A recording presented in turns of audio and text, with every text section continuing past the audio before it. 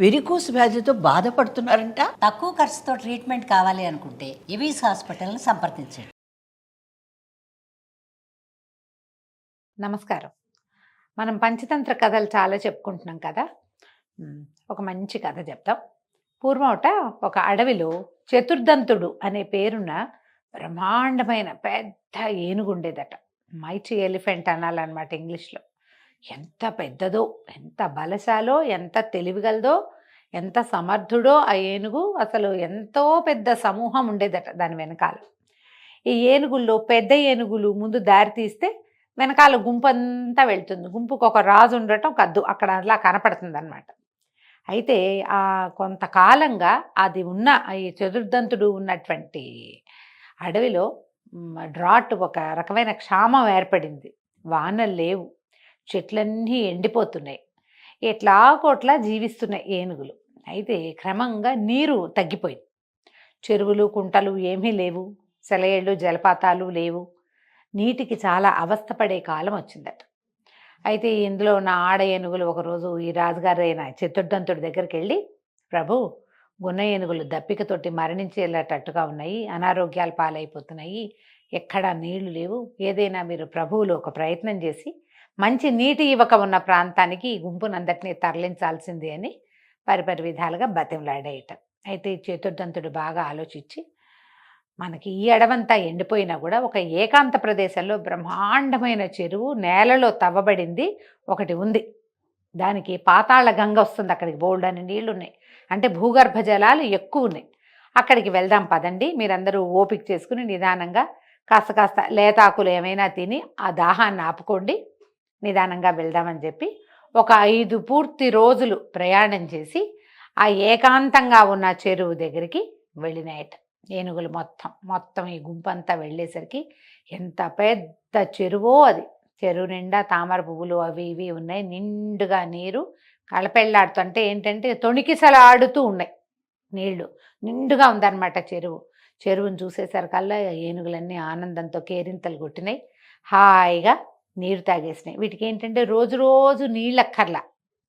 దాహం వేసినప్పుడు నీటికి కోసం కొంతకాలానికి ఒకసారి చొప్పున, కొన్నేసి రోజులకు ఒకసారి చొప్పున బయలుదేరి వెళ్తాయి. తమ రోజువారీ ఉండే దాని దగ్గరే నీళ్లు ఉండాలన్న నియమం లేదట ఏనుగులకి. అంటే పుస్తకంలో అట్లా కనపడుతుంది. మరి ఈ డిస్కవరీ ఛానల్స్ వాటిల్లో ఏనుగులు నీళ్ల కోసం ఏం చేస్తున్నాయి అనేది మనం కొంచెం రీసెర్చ్ చేసి తెలుసుకోవాల్సిందే. సరే, ఆ రోజున శుభ్రంగా అన్నీ కడుపు నిండా నీళ్లు తాగినాయి, హాయిగా నీళ్లలో జలకాలాడి ఎక్కువసేపు నీటిలో నాని చివరికి నిదానంగా గట్టెక్కి వెళ్ళిపోయింది. ఇవి వెళ్తుంటే ఏమైందట, ఈ చెరువు చుట్టూతా బోలెడన్ని బొరియల్లో కుందేళ్ళు నివాసం ఉంటున్నాయి, ఎన్నో కుందేళ్ళు. ఇంతంత ఏనుగులు సడన్గా రాత్రికి రాత్రి వచ్చి పడేసరికి వాటికి తప్పించుకునేందుకు పారిపోయేందుకు అవకాశం లేకపోయింది. దానికి తోడు చిన్నపిల్లలు, ముసలి కుందేళ్ళు, చిన్నపిల్ల కుందేళ్ళు, అప్పుడే పుట్టిన కూనలు, కొంచెం కాలొచ్చి పెద్దగా పరిగెత్తడం రాని మధ్యవస వయసు పిల్లలు, సగం కొన్ని చితికిపోయినాయి, కొన్ని నలిగిపోయినాయి, కొన్ని చచ్చిపోయినాయి, కొన్ని నానా రకాలుగానే మొత్తం గోతులన్నీ అవి ఇట్లా బొరియలు చేసుకుంటే కదా బరో అంటారు, ఇట్లా లోతుగా పెడుతుంది. ఆ లోపల అన్నీ చితికిపోయి పచ్చడైపోయినాయి. కొన్ని అయితే పాపం నబో దిబోమని ఏడ్చుకున్నాయి అన్నీ.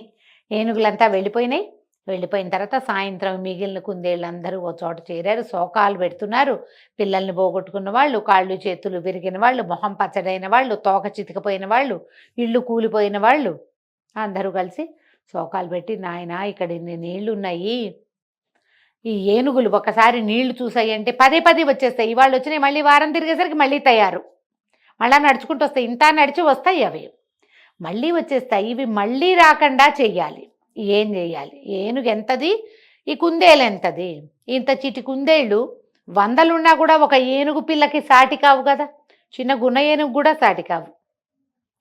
ఏం చెయ్యాలి? మనం వీటిని ఏం చేయగలం, వాటి మీద ఎలా మనం యుద్ధాన్ని ప్రకటించగలమని ఆలోచిస్తే వాటిలో కొన్ని కుందేళ్ళు చెప్పాయి, యుద్ధం కాదు, సంధి చేసుకోవాలి ఏనుగులతోటి, గొడవ రాకుండా ఉండేందుకు ఒక మార్గం, మళ్ళీ మనకి ఏనుగులు మన దగ్గరికి రాకుండా ఉండాలి. ఇదే ఏం చేయాలి అంటే బాగా ఆలోచించి ఏమన్నారు, ఏనుగుల్ని ఇక్కడి నుంచి ఇక్కడ ఒక వార్నింగ్ వెళ్ళాలి వాటికి. మనం వార్న్ చేస్తే అవి వినవు, మనం ఏదైనా వాటికి ఏమంటారు చెప్పేస్తే మీ ఎంత చూస్తాం లాంటి వంటానికి కుదరదు కదా. ఏం చెయ్యాలి అంటే వాట్లల్లో ఒక తెలివైన కుందేలు చెప్పిందట. మన రాజైన విజయచంద్రుడు, ఈ విజయచంద్రుడు అంటే తమాషాగా ఉంటుందండి, మనం నమ్మం, కానీ ఇలా చెప్పుకునేవాళ్ళు ఇదివరకటి కథల్లో. చంద్రుడిలో ఉంటాడు, చంద్రుడిలో ఒక కుందేలు ఉంటుందని చెప్పుకుంటాం. మనకి ఇప్పుడు చందమామలో ఏమిటి, చంద్రగ్రహం మీద నీళ్లున్నాయి, అవున్నాయి ఇవున్నాయి, మొక్కలు పెంచచ్చు, కొన్నాళ్ళకి పోయాక మనం చంద్రగ్రహం మీద ఉండొచ్చు, అలాంటివి వింటున్నాం కదా. కానీ పాత రోజుల్లో ఏం చెప్పేవాళ్ళు అంటే చంద్రుడిలో ఒక కుందేలు, ఒక రాట్నం ఒడికే ముసలమ్మ ఇద్దరు ఉన్నారని చెప్పుకుంటాం. ఈ కుందేళ్లకి రాజైన విజయచంద్రుడు వెళ్ళి ఈ చందమామలో ఉంటున్నాడు. మన రాజు అక్కడ ఉన్నాడు కాబట్టి రాజు ద్వారా ఒక దూత వచ్చినట్టుగా చెప్పాలి. ఈ దూతకి ఎవరైనా గట్టివాడిని, తెలివైన వాడిని, తెలివిగా మాట్లాడేవాడిని, ఎక్కడ ఆకందకుండా పోక పొందకుండా బాగా అతికినట్టు మాట్లాడగలిగేవాడిని ఒకడిని సెలెక్ట్ చేద్దామని వాళ్ళల్లో వాళ్ళు ఆలోచించుకుని లంబకర్ణుడు అనేవాడిని సెలెక్ట్ చేశారు. ఈ లంబకర్ణుడు భలే తెలివి, మామూలుగా కుందేలుకే చాలా తెలివి అనుకుంటాం మనం కదా. ఈ లంబకర్ణుడు భలే తెలివి గలవాడట. ఆ లంబకర్ణుని పిలిచి, ఓరి నాయనా, నువ్వు ఎలాగైనా సరే మన రాజుగారి పేరు చెప్పి, రాజు పేరు చెప్పి ఈ ఏనుగుల్ని నువ్వు భయపెట్టాలి అనగానే సరేనని లంబకర్ణుడు బయలుదేరి వెళ్ళిందట. వారం తిరిగేసరికి దాహపు కాలం దగ్గర పడంగానే ఏనుగులు రావడం మొదలుపెట్టినాయి. అవి వస్తున్న చోటికి వెళ్ళినటువంటి లంబకర్ణుడు ఏనుగులు ఎక్కలేని ఒక ప్రదేశాన్ని చూసుకుని, కుందేళ్ళు మాత్రమే ఎక్కగలవు, ఎక్కి అక్కడ కూర్చుంది. ఏనుగులు ఎదురు రాగానే ఒక సమూహం వస్తుంది కదా, మొట్టమొదటి చతుర్దంతుడే ఉన్నాడు. అక్కడి నుంచి కుందేలు పిలిచింది లంబకర్ణుడు, ఓయి దుర్మార్గుడా, ఆగు, ఏనుగా ఇక్కడే నుంచో అని ఒక కసురు కసిరింది.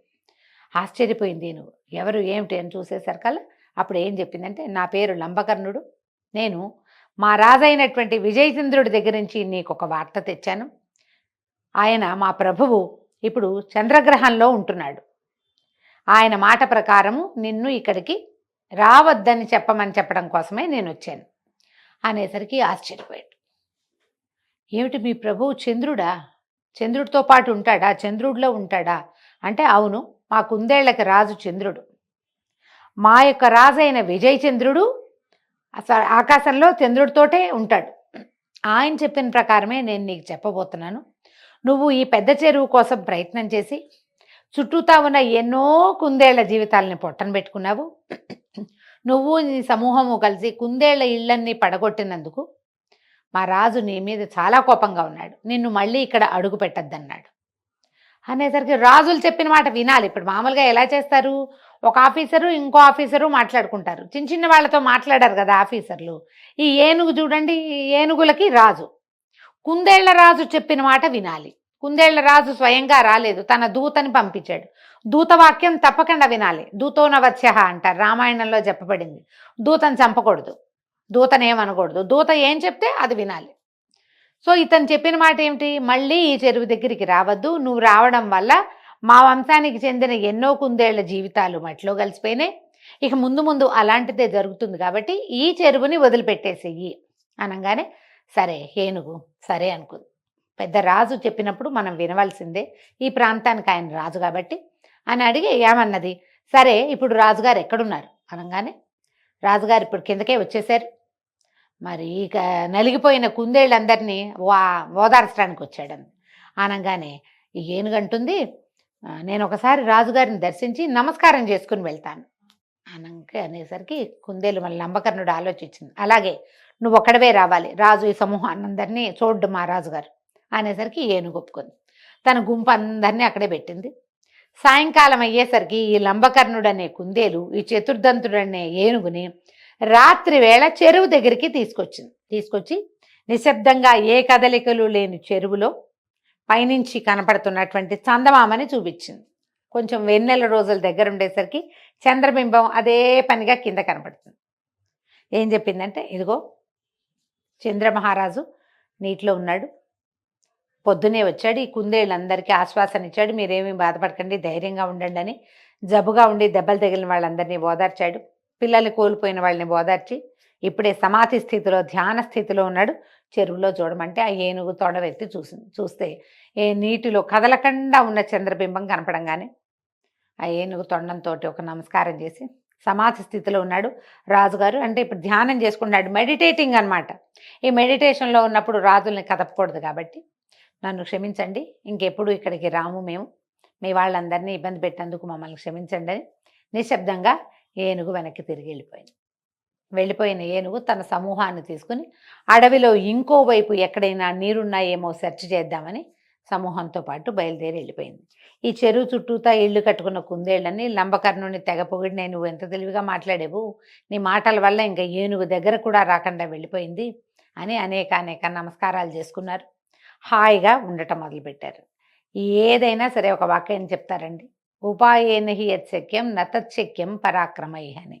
ఉపాయంతో కుదిరేది పరాక్రమంతో కుదరకపోవచ్చు. నీకు ఎంత పరాక్రమశాలివైనా ఒక్కోసారి పనులు అవ్వవు దానివల్ల. నీకు అసలు పరాక్రమమే లేదనుకో, మరి లేదు కదా అని మానేయకూడదు, ఉపాయంతో ఆ పనిని చేసేయాలి.